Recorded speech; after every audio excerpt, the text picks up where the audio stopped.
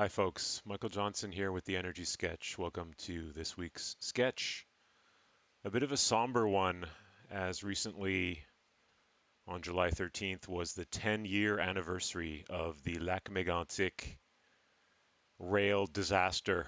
And there's a picture shown above me here of the church with the flames from the burning rail cars that descended into the town of Mégantic, which I'll get into today, and we'll talk about how we might transport energy in a inherently safe way in the future. But first, I'd like to dedicate this episode to the 47 dear souls who lost their lives on that fateful night 10 years ago. So my heart goes out to their families and loved ones and everyone in the Lac Mégantic community that's affected by this disaster and continues to be affected by this disaster, again, still to this day.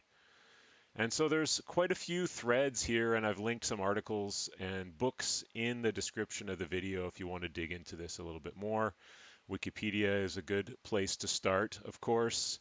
And there's various threads here of how did this happen? And, well, one of the articles, I'll quote it here. This was a result of 4 decades of mutually reinforcing policies, deregulation, privatization, tax cuts, and austerity that eroded transportation safety protections. And so there was a real boom, a real uptick in the transport of oil by rail recently, along with the fracking revolution in the North Dakota area. And that affected really railroads across North America. And there's a couple of factors there, but that was part of it. And the railway companies actively lobbying against any additional safety protections as a consequence of that increased traffic of those, hazardous materials. And the government, due to whatever other factors, austerity measures, they didn't have enough people working at the transportation board, other things, the government let that go and let the rail companies sort of do their own thing and regulate themselves. And there's another thread there of the sort of ownership related to that privatization that typically the formerly nationalized rail infrastructure is now owned more by sort of hedge funds, right, which is typically driven very much by profit. And so even another thread is that at the end of this disaster, right, the local rail company declared bankruptcy and then left the government holding the bag and having to pay for the entire cleanup. And this is another relevant thread for what's sort of happening around the mid-transition period as fossil fuels may be ramping down and we'll be left with derelict and old infrastructure that's in a dangerous environmental condition that needs to be remediated. But the companies may have gone bankrupt or out of business, and the government's going to be left holding the bag, having to pay for all this. And at the end of the episode, then I'll get into another idea of how we might transport energy by rail, because energy transport by rail is important and I believe will continue to be important and can unlock new possibilities in interregional transport and trade of energy. So let's take another look here, and at the left you can see the remains of some of those DOT 111 tank cars that were known to be insufficient for the dangerousness of the cargo that they were carrying, which in this case was mislabeled, according to some investigations, intentionally, or it was a sort of a known practice that this oil from North Dakota, the fracked oil, which means that it has additional sort of diluents and additional chemicals that are injected underground to do the oil, the fracking of the rock structures to extract that oil. Those volatiles make that mixture more explosive than just regular crude oil would be. But that apparently was not labeled on the sort of manifest of the train that was carrying these something like 74 cars full of this crude oil. So this train's insufficiently, designed trains carrying a more volatile, more explosive mix. And even the local firefighters, when they came on scene, did not know that. And so they were ready to fight a fire of crude oil. And these tank cars just started exploding in the sky at a scale that they did not expect. So this is some other threads there. And here's the map on the right of the route, right, from Newtown, North Dakota, where it gathered up the fracking oil. This train passed through Chicago, Detroit, Windsor, Toronto, Montreal, in the Côte Saint Luc yards there, just near my home, even. And you still see these DOT 111 tank cars passing often in the area. And then made its way. Its ultimate destination was here to St. John, New Brunswick, to the Irving refinery, but it didn't make it. It exploded in Lac Mégantic. So the train was left. There was a one-person crew. One man was driving this train. And at around midnight, he parked the train on a descending slope from the city of Nantes down towards Mégantic. And there had been some problems with the locomotive. It was known to be sort of defective, not really running that well. And actually, what happened is that just after the train conductor left the scene of the train by taxi to go sleep for the night, the locomotive caught fire.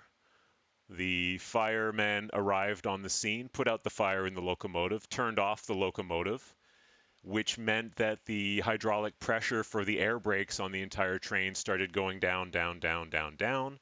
There were not enough handbrakes that had been set, mechanical handbrakes that had been set on the train to immobilize it, so it started just going down the slope, gathering speed, and finally derailed in the heart of the town of Lac Mégantic on a section of rail also that was, I believe, known to be in not so great condition. So this is again a link to that thread of the company that owns that rail basically cost cutting to the maximum in order to deliver profits to the shareholders, and that included not maintaining to a sufficient standard their infrastructure, and again the government not regulating, not insisting that they maintain it to a suitable standard. So those are some of the threads of how this all happened. And again, links are in the description if you want to dive in more. What I'm thinking about here is that energy transport by rail is a big potential. And I believe there are ways that we could do it safely, inherently safe ways to transport energy by rail.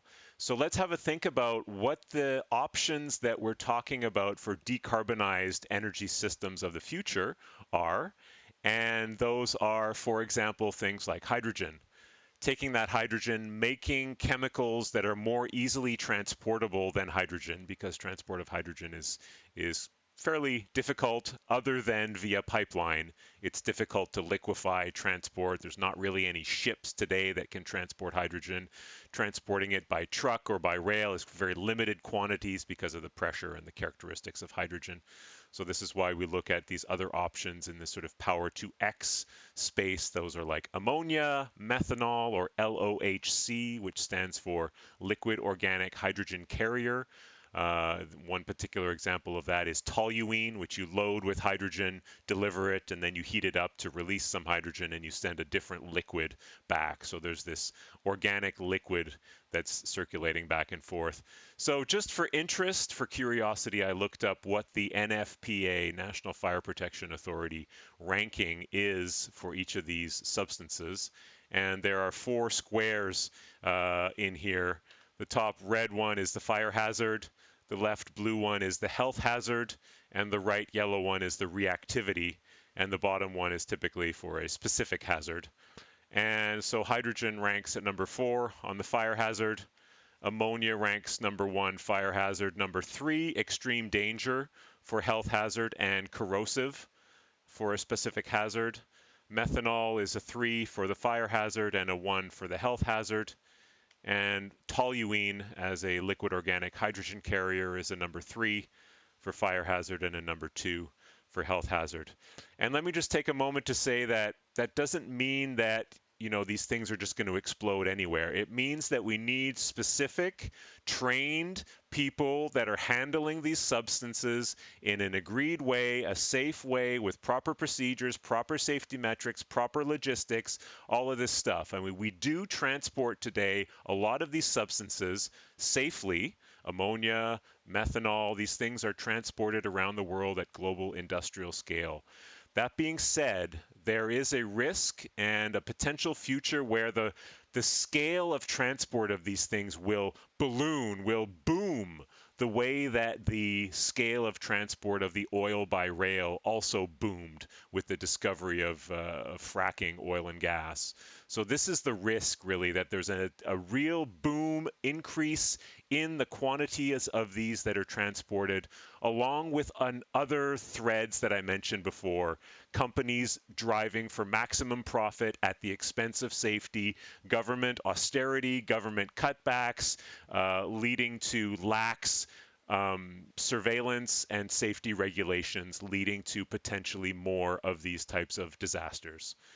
So, how can we transport energy by rail in an inherently safe way? I believe this is where these metal fuels that I've mentioned before, here we're showing some hot briquetted iron. These are little briquettes of iron that is stored clean energy that can be made from solar and wind energy via hydrogen and reducing the iron oxides, as I've shown in other videos. Check out my other video on iron as a fuel.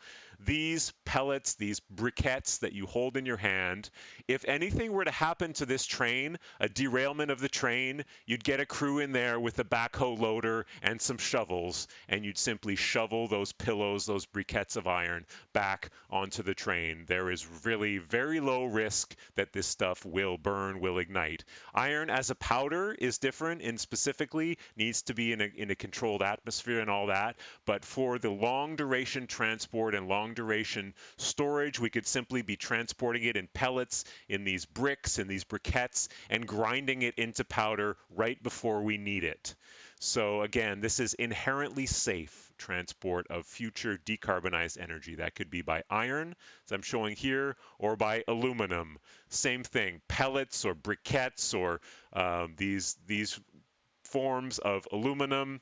This thing falls off the train, you get a backhoe loader, you load it back on. There's really no risk of explosion here with these metal fuels, which I believe is a really strong motivation for us to use these metal fuels for long duration transport and long duration storage. So inherently safe.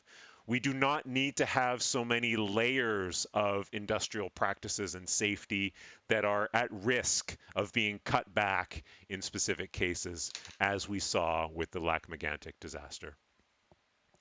So, folks, I hope you enjoyed today's episode of the Energy Sketch for the 17th of July, 2023. First episode of Season 3. Thanks so much for tuning in. See you next week, Monday, 12:12 p.m., youtube.com/@ Energy Sketch. Please, if you like the content, hit subscribe, hit the bell, all that stuff. I really appreciate your eyeballs and your eardrums listening to me talk about this stuff. So I wish you all the best. Have a great week, folks. Toodaloo!